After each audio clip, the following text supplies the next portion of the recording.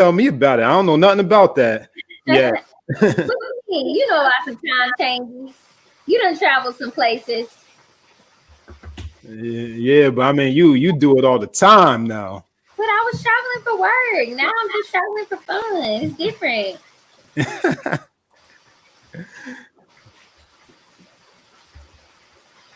I just happen to have a great job where I traveled a lot and I was able to travel for luxury too at the same time. So It is perfect. It is perfect. Perfect setup.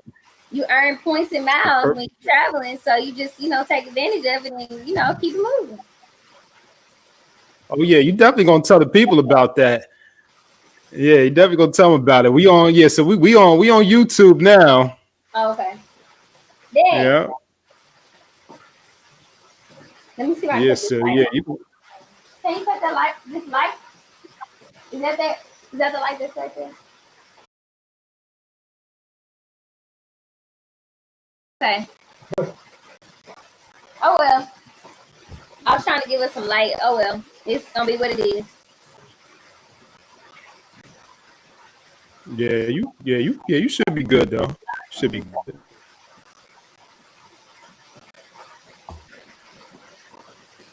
Oh, I wasn't worried. I just was like, hopefully it doesn't look too dark. When I turned the other way, it was worse. So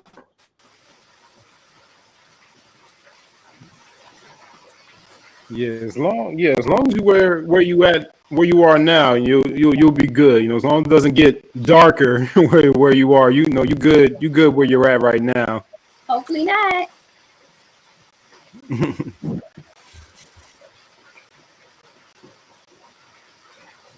Uh, all right. Well, waiting for Facebook to load, so we can. I'll go ahead. Go ahead and open it up while Facebook is loading up. For some reason, it's slower than YouTube. All right. So that's good. Good evening, good afternoon, good morning, wherever you are. welcome to, welcome back to. I believe this is episode 3 of Astoria Story, and today we're going to be talking about Astoria, the world traveler, because she's not at home, right now. But in a few minutes, she'll tell you where she's at. But let's just chat a little bit, talk about what's been going on, how you been doing. So what's good, Astoria? How you feeling? How you doing this evening? Well, I am great. It is 6 o'clock on the on the West Coast where I am. I'm doing good though. I am feeling great. Enjoying where I am in life. I'm glad that my family is healthy, that I can travel and kind of live life, and excited to have this conversation because it was like last week. I feel like we was not that we rushed, but it was like, oh, we got a lot to talk about. And then, so I've been waiting on the conversation. We talked about retrograde, and tomorrow there's a new moon, so it's exciting. There's lots of stuff happening. Oh, okay. I didn't even I didn't even know about all those new developments. So yeah, you definitely have to cue us in on all of that. Definitely. So yeah. Why don't we jump right in and start with the Money Mondays recap. Yeah. So I know you were really excited about this Monday show coming up. I didn't get a chance to watch the playback yet, but give us a little recap. To get me and everyone else even more excited about going back to watch that. So Monday was great. Every Monday I do Money Mondays at 6 p.m. Central Standard Time. And I bring on different guests. This Monday I actually had my personal barber, who is actually a celebrity barber as well. So he's the barber to Deshaun Watson. I don't know, people that play for the Rockets, all of that stuff in Houston. He's a legit barber. But the reason why I love him so much and really listen to him is because he talks about stocks and bonds and where he started, and making money in the stock market, and think about the long game.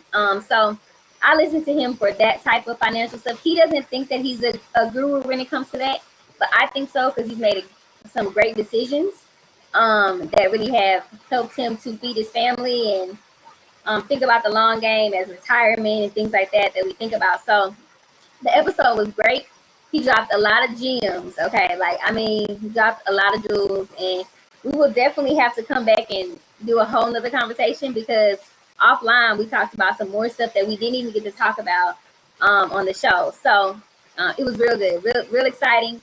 We talked about Amazon, we talked about Nike stocks, Zoom, just different ways to get started investing and thinking about the long game, and how money that he's made, money that he's lost, wins and losses, and just being real about the money conversation because people forget that we lose money too.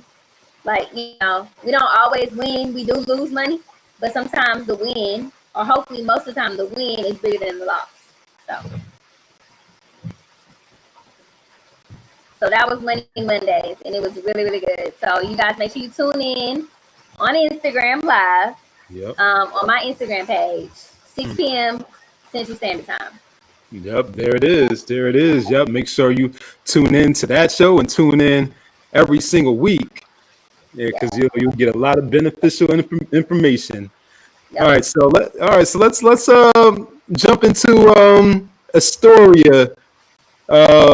Or no, I tell you this Miss Stori, the world traveler. So where are you right now? You're on the trip right now. So tell us where you're at. Yes, I am in beautiful Cabo, Mexico. Cabo San Lucas, Mexico. Just needed a getaway. And just went away. So if you hear water in the background, that's from the condo that we're staying in. Two-bedroom condo that overlooks the ocean. It's really pretty. Let me see if I can turn and show y'all the view. Oh yeah, go ahead and do that. Yeah. Oh yeah, you see it. I can see it. I know they see it. Yeah, they see it. And that is the pool that you hear over there. So yeah, we have a private little pool happening over here. They call it a splash tub. It's so funny. But some hammocks, I'm in Cabo. Traveling is my thing. I had to get away. I was excited. I've been driving everywhere lately. So I was excited to get on a plane and travel out of the country finally. Even if it's only 2 hours away to Mexico. Right. Oh yeah. There you go. So yeah, you see what she's working with. She's actually taking a page this book. Because normally, we would have given Astoria the night off since she's on vacation, but just like DJ, she has to show you that she's really living the P.O.M lifestyle. She's not just talking about it. She's coming through with the receipts, and you're seeing it right there. just like DJ did during his launch from Destin, Florida. We gotta show him that you're really living it. So there you go, and it's not just and to also prove that Astoria is really living it. Like she just said, she does this on the regular. So how many trips a year do you usually take on average? On average, if you can estimate. So I am very grateful that I have a great. I work for a great company where I travel a lot anyway. So I normally turn my work life into a vacation, but trips that I take on my own out of the country at least 2 times a year. For the last couple of years, it's been every year in June I go to Paris because I go to a hair show. So technically it's vacation, but it's also work for my business because I work in the natural hair world. It's a natural hair show. So that's a cool way to write off an expense for a business, a travel event. So I go every year. And then me and my friends take a birthday trip together, depending on where we're going to go. Who knows? This year in January, we were lucky enough to go to, we went to Cancun and Playa. So, and that was before COVID, right? So we went there. But yeah, I'm going to say two times a year, sometimes 3. It just really depends on what my work-life balance is that year. If there's heavy travel with work, then it may be 2 trips, plus some personal trips, domestic trips. For internationally, 2 times a year. So okay, so when you combine the domestic trips with the international trips, how many is that about? I don't know. I was traveling. Let's just take 2019 for example. Yeah, I was on yeah. a flight Just give us an idea. on average. I was on a flight every single, maybe every 2 to 3 weeks. I was on a new flight. Woo. So at least 12, 15, sometimes 20 times out of the year. It really just depends on what was happening. Okay, and out of all of those, how many of those were personal versus work? So only 2 were personal trips that I took. But I have gotten really smart about making sure that I do something that pertains to business when I'm on a trip. So therefore, I call them workcations, right? So it's I can write it off in my business. It's There you just that go. simple. Yep, there you go. There you go.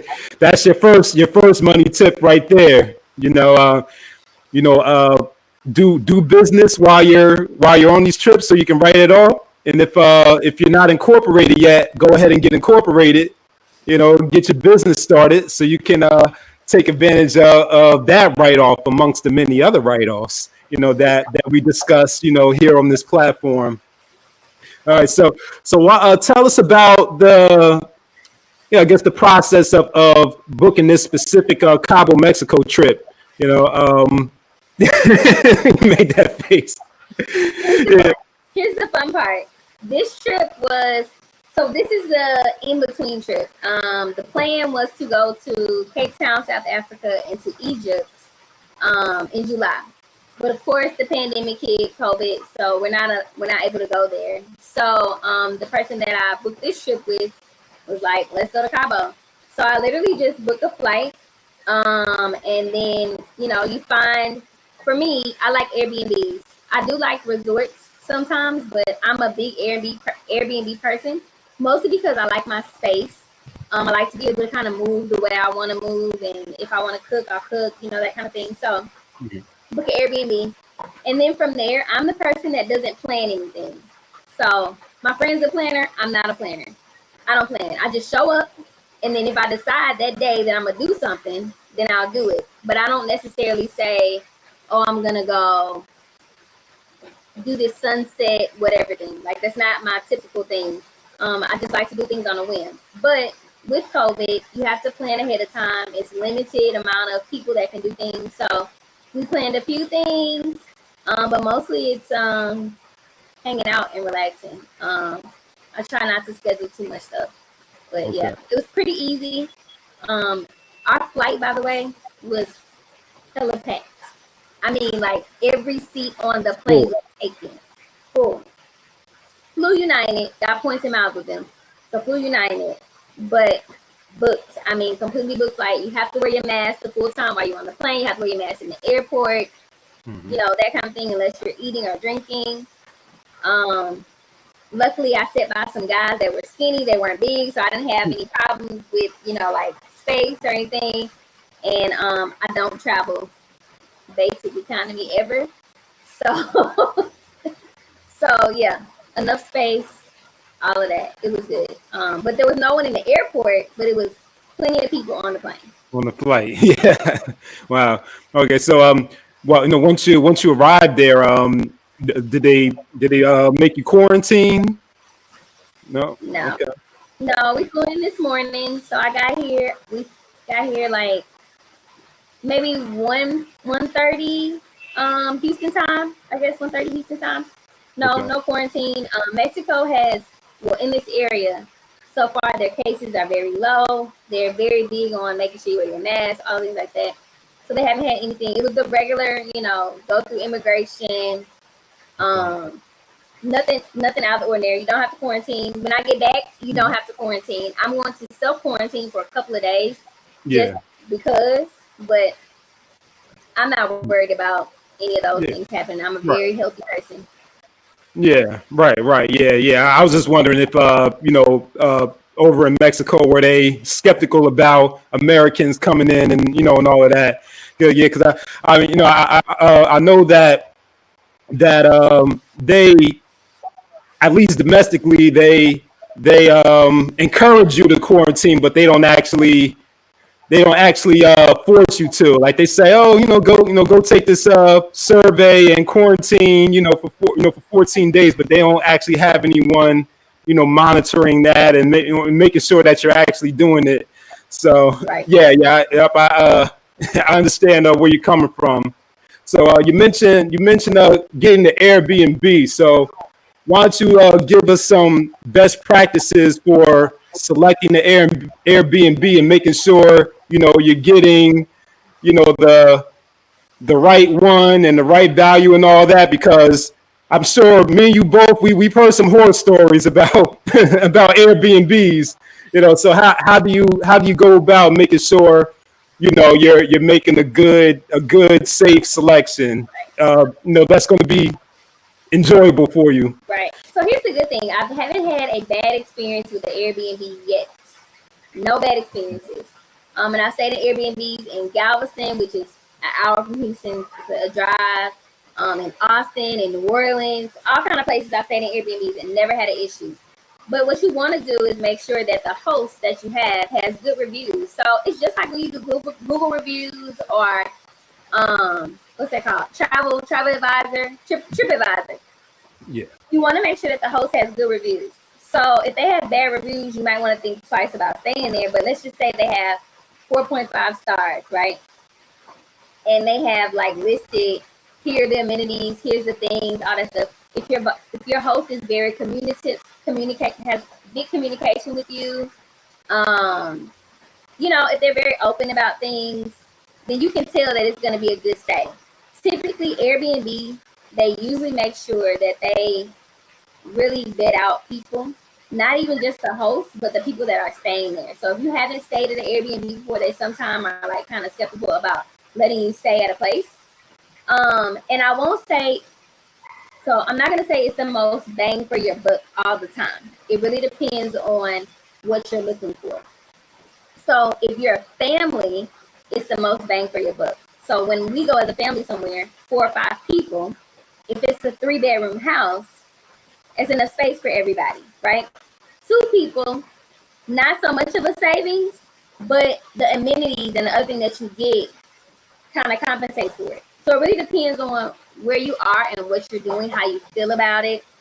I'm gonna say that first when you're booking. And then you want to make sure that they're close to stuff. So like this Airbnb is close to a Walmart. Yes, they have Walmart in Mexico. Close to Walmart, close to a market. They have shuttles. It's actually a part of a resort. So there's 3 resorts, but they also rent out villas. So the villas are what's Airbnb'd out. So we can walk down to a big pool. Things like, so you just want to look at what you have, right? Look at what's happening. If it looks sketchy, if you Google map it and it looks like it's not in a good area, you might not want to stay there. So, I mean, I say use your common sense when you're booking. Right. Yeah. No, definitely. Make sure you don't skip any of those steps. As far as looking at the reviews and looking it up on Google Maps. Yeah, you don't want to skip any of those steps. So so as you just gave the Airbnb tips, let's just run through your tips all around. For the entire traveling process. So let's go back to the flight. Let's jump to the flight, and you can give your tips on booking flights. Yeah, I know you mentioned your points, your rewards program. So why don't you talk about that a little bit and how travelers can benefit from using a point or reward system. Right. So I frequently fly United or Southwest. And mostly because they fly pretty much any place that you can go. The reason why you want to have your frequent flyers is because that way you build a rapport with some type of airline. If you're always looking for the cheapest flight and you're flying everywhere with every single airline, you don't necessarily get to build up the rapport with one airline and be able to get points. So, for example, I said I fly for work, I fly for personal travel, and I fly for business, right? So I normally would book, if I have to book a flight, I always ask my job, hey, book me through United. One, the airport's close to my house, so it's easy. I can get to the airport, easy access. So by doing that, you earn points and miles. So when I get ready to take an international trip, let's just say I got 20,000 miles built up and it only costs 15,000 miles to go somewhere. Now it doesn't always happen like that, right? It sometimes it's 50, 60,000, 60,000 miles, and the miles are just kind of add up. But your points don't expire. So let's just say you took a bunch of trips in 1 year and you wanted to use those points for something later on, you could. Or if you have a United card, and I'm not saying get a credit card to be into consumer debt, but if you have a credit card and you pay bills with it and you pay it off every month, then you earn those points and miles to get closer to your goals, right? So if you're going to use credit, use it wisely to benefit you. So that's number one with flights. When it comes to hotels, if I'm staying in a hotel, I'm definitely gonna earn my points so that I can get free rewards and stuff like that. Oh, and back to airlines. The other part is, let's just say you want to upgrade to first class. You're taking a flight internationally and you want to upgrade. A lot of times you can use your points. Like you could purchase the flight and then use your points to upgrade to first class if that's something that you want to do. Or you get those little passes where you can go into, like Houston now has the Polaris Lounge, which is those fancy United clubs or whatever, where you can get those tickets to go in there and actually not be in the regular part of the airport, but get drinks and food and things like that. So it benefits you in a lot of different ways, but you gotta use it to your advantage and not use it frivolously. And same thing goes with hotels. A lot of times your hotels work with airline miles. So like I stay with Hilton's, my Hilton points add up to United. They can transfer over and I can use them. I think Marriott does too. And doesn't mean you have to stay in the most expensive room. It just means that you can utilize those points to help you get towards something else. So when you're taking a vacation, you can decide that, your mama can come with you and you pay for her flight and her hotel through your points instead of purchasing it, with your own cash or your own, on your credit card or anything. So it's really important to just understand how points and miles work. Cashback points, percentage points. Every credit card is different. Every airline is different. Everybody does something different. But if you're going to utilize it to your advantage and actually, make the system work for you. Somebody else taught me the game. I'm still learning that part of it, but they put me on, and it's been working ever since. Yeah. I mean, you're still learning, but that's a great start. I'm sure you're saving yourself, lots of money, by using those points. Like it may seem a little bit more expensive up front, but down the line, when you start accumulating those points and start using them, it ends up becoming, cheaper for you in the long run. Exactly. So we also know that travelers can tend to accumulate or rack up fees when it comes to bags, and baggage. So how do you, I guess, how do you go about bags and luggage when you travel? Like, are you are you one of those women that brings a lot of stuff, or do you try to keep it as low as possible so you don't have to pay for too many bags? Here's the thing. I'm lazy. I'm not bringing my bag through the airport. So I'm going to pay my little $35 for them to check my bag. But that's me, right? If you don't want to check your bag, you don't have to pay it. All you have to do is make sure you get an economy flight where they have one carry-on, one personal item, and then you need to pack light. Figure out how to pack light. I don't want to limit my packing. Before COVID even started, I was already OCD about stuff. I packed Lysol wipes. I packed Barbicide wipes. I packed everything with me. Like, I was doing this before COVID happened. So it's worse now. Yeah. So I'm packing full-size bottle of disinfectant wipes, full-size hand sanitizer, full-size wipes, like all of it. I'm going to check my bag. Sorry. You can save on the fees by having a credit card, though, with the airline that you're flying with. Because typically you can get 2 bags. But just know that that's an annual fee that you have to pay up front. But you get the rewards on the back end, right? So if you fly a lot, especially if you fly a lot, it's more beneficial. Like $100 for an annual fee versus I fly 5 times out of the year. That is 3 bags for free because they're $35. 4 bags for free. They're $35 a piece. If you 2 bags is $60, and if you're flying with a companion, that's 4 bags that you guys have. That can go for free. So you got to look at it at both ways. With me, I am slightly bougie. I know my life. I don't want to carry anything in the airport besides me and my backpack. So I'm gonna pay the fee. Oh yeah, we already know how you do because you already told us that you don't take economy, you upgrade, you get the bags checked. We on another interview, this is either another interview or a webinar. You were talking about how when you brunch, y'all get bottles, y'all don't, y'all be popping bottles at brunch. So yeah, we know how you do. Think about this. Let's think about a bottle versus a glass of wine. Like I know that it sounds crazy to buy a bottle, right? But if you think about it, if you go with 4 people to brunch, right, and all of you buy a glass of wine, if the glass of wine is $12 a glass, 12 times 4, you done bought the bottle of champagne twice. Twice. I'm just saying, you may pay $5 or $6 extra for a bottle, depending on where you go. But if you go to nice brunch places, we don't get like the most expensive bottle of champagne or anything, or wine. But if we see that the bottle is $46, and we know we can get 4 full glasses, not 4 4-ounce glasses, right? Yeah. Right. That sounds to me like it makes sense. If all of us gonna get 2 glasses of wine, we all spend $24 a piece anyway. We actually bought 2 bottles of wine. So there you go. I'm just saying, like I'm a do the math type of person. Let's do the math. Yeah. We're gonna have a separate show on that. Miss Stori, the professional bruncher.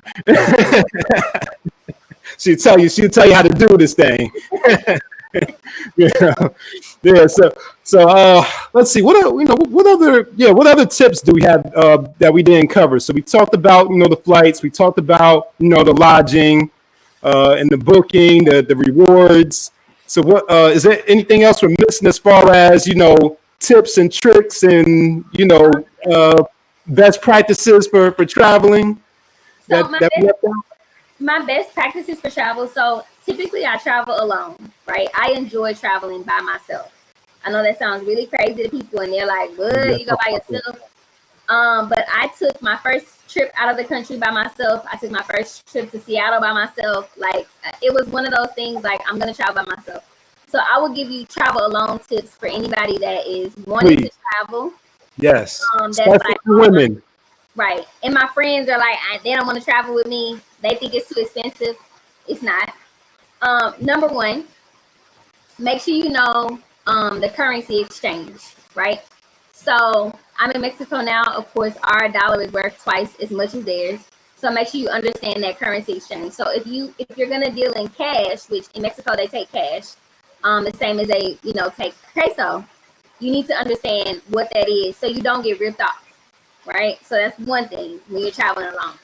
The second thing is don't pack so much stuff. Try to blend it in as if you're a regular person.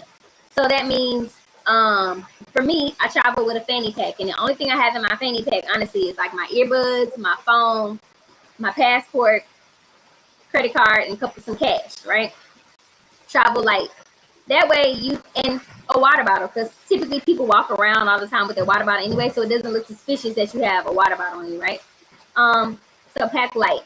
Don't try to carry big handbags and all this kind of stuff, or get a backpack, right? It doesn't have to be a huge backpack. It could be a small backpack, but pack light, especially when you're moving around. Like when you're traveling into the town, pack your suitcase, those type of things. But let's just say you're going to do some excursions, you're going to walk around, you're going to see some things, pack real light so you blend in and you look like a regular person that is enjoying the sights of wherever you are. The third thing is be aware of your surroundings, especially for females. I'm very aware of my surroundings. I am I'm a gun tone person. Okay, so I'm a shoot first, ask questions later type of person. You can't always be like that, but that allows me to be aware of what's happening. So I need to know where my surroundings are. I can't be on my phone, on my GPS, looking all the time where I'm going. Typically, I map out where I'm going before I go, and I'm really good with directions. So I pay attention to streets and things like that. That way I can be alert and aware and see what's happening. So those are my top 3 tips, honestly. Know the currency exchange, pack light so you blend in, and be aware of your surroundings. If you're doing that, I promise you, no one's gonna bother you. Most of the time, people don't know you're American until you open your mouth. I've been to so many countries where, especially like when I go like to South American, Central American countries, because people look like they're brown, skinny, just like us. They're like, mira, like, you from here, and I'm like, no, American. They no, you family. No, mi casa su casa, you family, and I'm like, no. So typically, if you don't look lost, it's okay to ask directions and stuff like that, but just be aware. Like you got a women's intuition. You know where you're not supposed to be at. You kind of can tell what's happening. So just pay attention. Be very aware. Yeah. Right. Yeah. It also sounds like it's a certain way that you carry yourself too, because I know that aside from blending in, also if you're a little bit too flashy, like even if you're not carrying a lot, if you carry yourself in a certain way, like almost like a flashy or arrogant way, you can make yourself a target as well. Like I noticed that domestically, of course I haven't been out of the country, so I can't really speak on that internationally, but I know domestically, you can make yourself a target if you're too flashy or too arrogant, when you're moving around. That's definitely something I observed too. Same thing internationally. So that means if you married and you love your husband and you got your wedding ring, don't travel with your wedding ring. Put another band on, whatever. People can know you married and not bother you, right? Don't put on flashy earrings. If you got a Rolex, don't put the Rolex on. Don't put on anything. Like, I literally wear a little regular watch band that tracks my steps. Nothing that's going to draw attention to you. Nothing that's going to draw attention to you. Because they're looking for that. You thinking about where you're going in different countries. They're not exposed to the same thing. That's the same thing in the States, though. But they don't have what you have. And so they're looking for you to have something. I don't wear jewelry. You can see, I ain't got nothing on. This is it. But this is my normal every day. I don't travel with anything on me. I don't put nothing on me until I'm like for real going somewhere. Like, I gotta be legit going somewhere. Right, yeah. Simplicity is your best friend. Yep. There you go. All right. So is there anything else that you want to leave the people with in terms of travel? Anything that we left out? No. I am forgetting something actually. The benefits of traveling. So of course, since you're a traveler, you would encourage other people to travel. So what are some of the benefits that you've gotten from traveling to these different countries, even these different cities, within the United States? What are some of the benefits, and why should people travel? The first one is the cultural experiences. We living in a climate right now where there's a lot of stuff happening. But what you don't realize is in America, we deal with, especially African American or Black people, we deal with stuff totally different than our African brothers and sisters, or our South American, our Mexican brothers and sisters, right?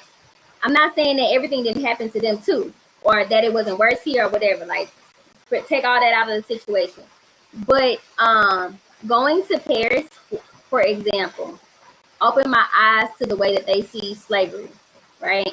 To them, the cultural experience is not, we are in bondage, right? It's like, oh, that happened to them over there. We're so sorry that happened to them, but we have other things like this that are happening over here every day. Like, you know what I'm saying? So it's interesting to see the perspective. So I say get the cultural experience and see the perspectives of different people. Like, I'm not saying argue with them or create a debate, but just be open to that their experience is different from your experience. We might look exactly the same. We could be the exact same color and speak two different languages, but our experiences make us different, right? So I think culturally, it's the most amazing thing that you can see. Not even just savory, like the way that, gosh, I went over there for a natural hair show. When I say these women were showing up with suitcases to buy natural hair products because they don't have access to a Target or a Walmart or things like that where they could buy products, they have to get it in bulk. And there may not be a person that specializes in natural hair. Over there, they still wear relaxers. Like, it is a thing to wear relaxers. Like, it's like, no, we have straight hair, relaxers and weave. And there's not a lot of people that were introducing natural hair. So it was a culture shock for me because I was like, well, I could just go to Walmart and get this. I don't understand why. What's the issue? So it's very interesting to see the cultural differences. And I just tell people to see the world. Like, you don't have to go to the most expensive place to be exposed to something different. You could literally just go outside your state, outside your city limits, and see something different. The best thing about where I live in Houston is it's so culturally diverse. It's a melting pot of people. It's almost like New York. It's like a mini New York. So you get the experiences and then make you want to travel to different places and make you want to see the world. This world is so big. It's so big. And I want to see every single corner of it, but I don't think I could live 1,000 years and still not see every single inch of the world just because it's so big. It's so big. It's so much to see. Oh yeah, yeah, definitely. And I felt the same way. Living in Washington D.C. for 4 years, that's definitely another melting pot. And I got exposed to so many new cultures that I hadn't seen before. Just by moving around in that space. So yeah, so definitely.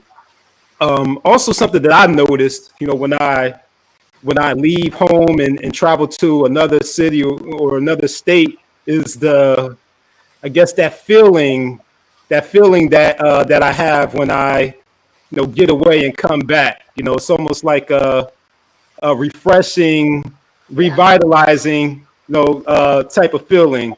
So I'm sure you can. I'm sure you can relate to that. So do you feel different when you take a trip and come back versus not going anywhere? So this time, probably yes. For a while, no. Mostly because you have to remember I'm constantly like resetting to go to the next thing. Oh yeah, back to But when back. I first started traveling, yeah, I felt the reset.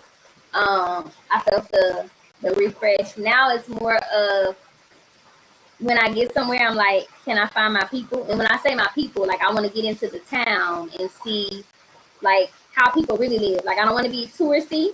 And so when I get that part of the experience, then I get like a new like, ooh, okay. Now this is I'm ready now. And it makes my creative juices flow, which is why I always take my laptop and a notebook. Because I might write something down. I could wake up and like I get creative. So I won't say I get refreshed. I get creative. I get a Okay. creative brain. I see something from a different eye. If that makes sense. Okay. Yeah. That makes sense. That makes sense for sure. So uh, have we witnessed any of those creations, like, or are those still like in the works? Are any of those creations out in the public yet, or are these under construction? It's some things out in the works already.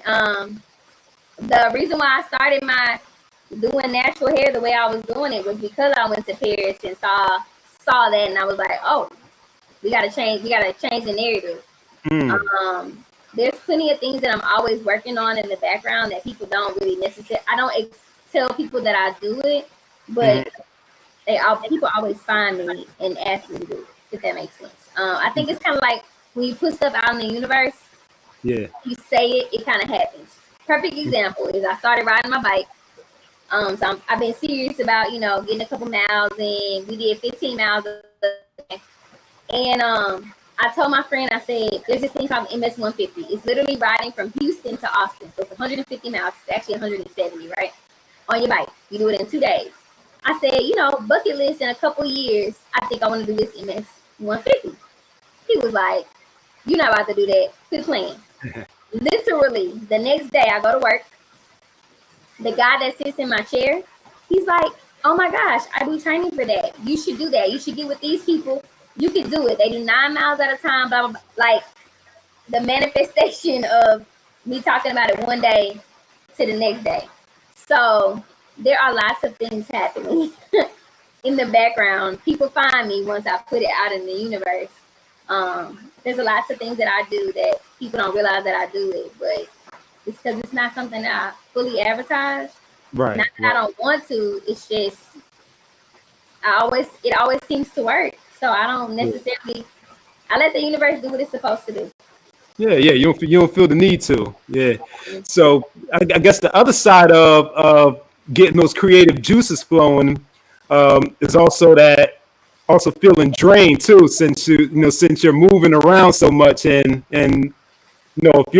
if you're going places like every couple of weeks, I can imagine that can become draining, especially if oftentimes it feels like it's more work than pleasure. Yep, it is. One of that happened to me many times. I literally had, I won't call it a mental breakdown, but more of like my body broke down. Traveling between different time zones and overexerting. I got to the point where my body said, I'm not moving no more. You can get up, your mind can get up, but my body not getting up. And so that happens. And so part of that is making sure that I don't overexert myself, because I'm already a creative person anyway. I literally work in a creative industry. I'm a hairstylist, right? So I'm constantly creating something. So in order for me not to overexert myself, I do yoga, I work out, I meditate, I do things that are very calm, because I know that I'm very high level person all the time. So I have to bring myself down. So a lot of times if people follow me in my stories or like on Instagram and they see stuff, they're like, she always at a beach. It's because the beach is calming. Although it's creative, it's calming. Right? So it's soothing and it allows me to reset. That's my reset and refresh, is going to a beach. If I get to a beach and I touch the water, it's reset, refresh, I'm good to go. So so you can get drained, but part of it is making sure that you know your limits and you know your body, and you make sure that you take care of your body. Right. Yeah. And these are all things that you do on a regular basis, and things that we all should be doing, to balance ourselves out and to make sure we're not over exerting ourselves. And just tying that back to our previous conversations with numerology, in my book here, when Lloyd's Book of Numbers, yeah, he has a section in there about your personal year cycles, and there's a travel section in there too. So based on what cycle you're going through, it'll tell you, where you can travel to, or where you can go to find that calmness, or get that reset, which I found was interesting, because I was doing numbers for a friend of mine, and I think one of the places to go was out in nature and near a body of water, to for that calming experience. So you mentioned going to the beach, for that reset, that I made that connection there. Yeah. I mean, you can tie it into astrology conversation we had too. Oh, okay. My sun sign, my birth sign is a Capricorn. That is a goat with a fish's tail. So I'm an earth sign, but the fact that it's a fish tail means that I'm connected to water. Like water is calming. So when I tell people I'm a mermaid, Like I really be telling them like I really am a mermaid. In my mind, Mm, like in my spirit, I'm a mermaid. Yes, I love the earth, I love nature, I love being in nature, I plant, I garden, I do all those things, but you get me near some water and some nature at the same time, mm-hmm. that's a whole magical experience. Okay, you'll find a whole nother person when it comes to me. So knowing the numerology and the astrology works perfectly together, honestly.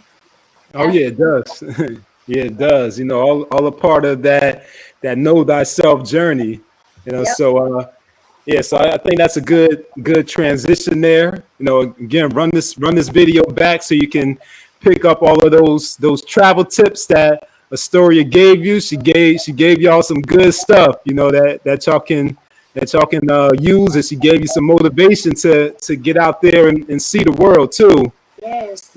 Yeah. So when we were opening up, you mentioned some things that were going on cosmically. I think you mentioned the retrograde and the new moon. I know we talked about the retrograde last week, but I when you kind of get caught up in everything that's going on, you kind of forget to tap into those things. So why don't you tell us about this new moon energy? Since you mentioned it. Well, first of all, let me just tell you how retrograde has been, okay? Oh yeah, yeah. Go ahead. Tell us about that. Already, retrograde has told me to slow down because yesterday, like I'm a very aware driver, right? Mm-hmm. But I promise you, yesterday it was like people was trying to run me off the road. I could not figure out why for the life of me. People was Wow. like riding in front of me, like just crazy, all this kind of stuff. So retrograde has been one of those things like be still, pay attention, revisit, relook at. Okay, here we go. And now we're getting ready to go into so it's the new moon is actually in the sign of Virgo. So it's a super moon. It's actually tomorrow. So when you think about new moon energy, it's starting fresh. So if there's an idea or there's something that you're trying to manifest, you want to speak it now, like into the new moon. New moons are like new beginnings. Full moons are completion. Like you look back at what you did at the new moon and you complete it. You can do it in a 6 month cycle. You can do it in the 28 to 21 day cycle, depending on how it goes. So typically, what you manifest now. So if this is a Virgo new moon, right? You would think about the Virgo full moon as the completion of the overall of what you were doing, if that makes sense, right? So you look at every new and full moon that way. Or if you're looking at big picture, if you're looking smaller, you can manifest smaller things, meaning like this is a new beginning or this is a fresh start to what I'm doing, and I'll complete it at the next full moon, which I think our next full moon is, don't get me. I know there's a full moon happening on the 31st of October. There's one in between there, but the harvest moon that's happening on October 31st, it's gonna be amazing. So yeah, but I think that's the next. Yes, that is. Today's September 16th, 17th. Yeah, that's the next full moon. Okay. October 31st, Halloween, Hallows Eve, right? So there's lots of fun things that's probably gonna be happening on that day. But yeah, when you think about new moon, it's the beginning of manifesting something. Some specific things that you can. Everybody's sign is different, so you want to look at your sign. But some specific things that you could do, honestly, is a very creative energy, highly creative. Use it to set intentions, to send blessings to people. Focus on what you want to wish for in life. The new moon also takes you into a doorway for you to go deeper into something new. So if there was something that you were thinking about doing, um, and you want to like dig deeper into it, a new moon is a great time to go into it. But remember, it's also an eclipse Okay. because we're going from summer to fall. So anytime there's a moon cycle on an eclipse, it intensifies what's happening. So you may feel like really high creative energy if you're a creative person. You could feel like pushed to do something else. So you just have to really pay attention to the signs. Like it's gonna be a good energy. Like look at your chart and see what works for you and your chart, but it's a good energy for everybody. And for me, it's great because Saturn rules Capricorn, and so it's close to Saturn's day, which is on Saturday. So I'm like rolling into this good like vibration of things that are happening, and also the fact that Jupiter went came out of retrograde, and that's a really big planet when it comes to not your money house, but is it your creativity and intentions. I think that's what it is for my house. So Okay. yeah, Okay. good All right. planning, good things happening. Okay. All right. All right. Anything else going on that we should know about? Not that I know of that's going to impact me. I mean, all the moons and suns and transitions impact everybody differently. But if you don't pay attention to it, you just think that something bad happened. Right. Gotcha. That something good happened. But if you know what's happening, you're like, oh, yeah, I knew that was coming. Okay. All right. All right. Well, I guess with that being said, I let you go and enjoy the rest of your vacation, vacation time, because this is a personal vacation. This trip, right? Yeah. So, we'll let you go ahead and enjoy that. So, why don't you, again, let everybody know about everything you got going on and how they can get in contact with you, and we'll wrap this thing up. Of course. So you can always go find me on social media. Instagram and Twitter is Miss Stori, MS_STORI. On Facebook, it's Astoria 2P Stubs. Or you can go to my business page, the I Am Queen Hair. On Instagram, Facebook, and Twitter, it's all the same. Make sure you tune in every Monday for Money Mondays. This Monday is going to be so good. I have Eric Cheeks, who is actually an educator for and is an absolutely amazing guy. We're going to talk about some legacy stuff and how he talks finances within his salon, with his barbers and people that work with him. And then, of course, tune in every Wednesday right here on the 7 Spheres of Money, so you can see what we're talking about and a story, whether I'm traveling or, what kind of tips I have. Let's see.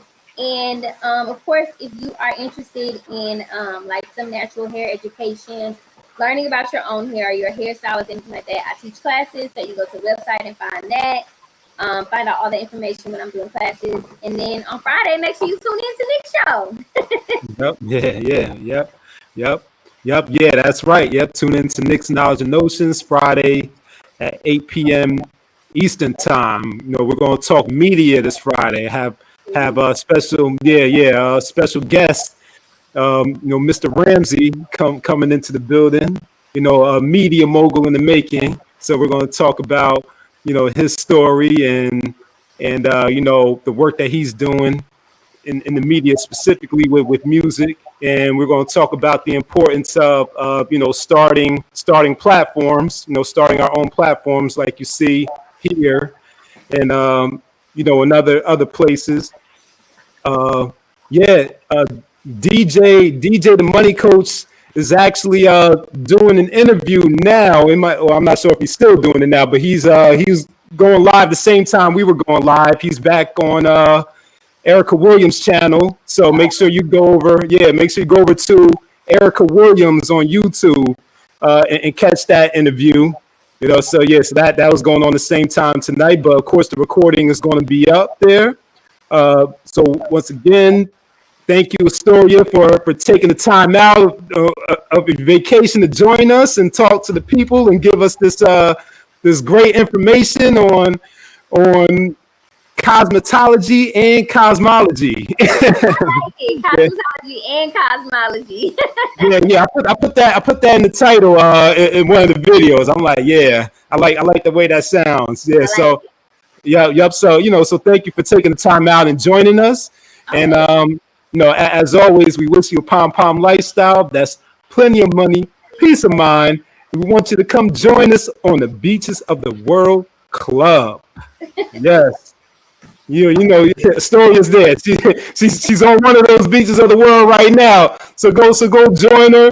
Come join us. It's a beautiful, beautiful life. for life. It's all right, nigga. Your trip is up soon. Telling you Oh, so. oh yeah, that's right. That's right. You're absolutely right. Yeah, mine is coming. Mine is coming. Yep. So take care of yourself, and we'll see you on the next broadcast.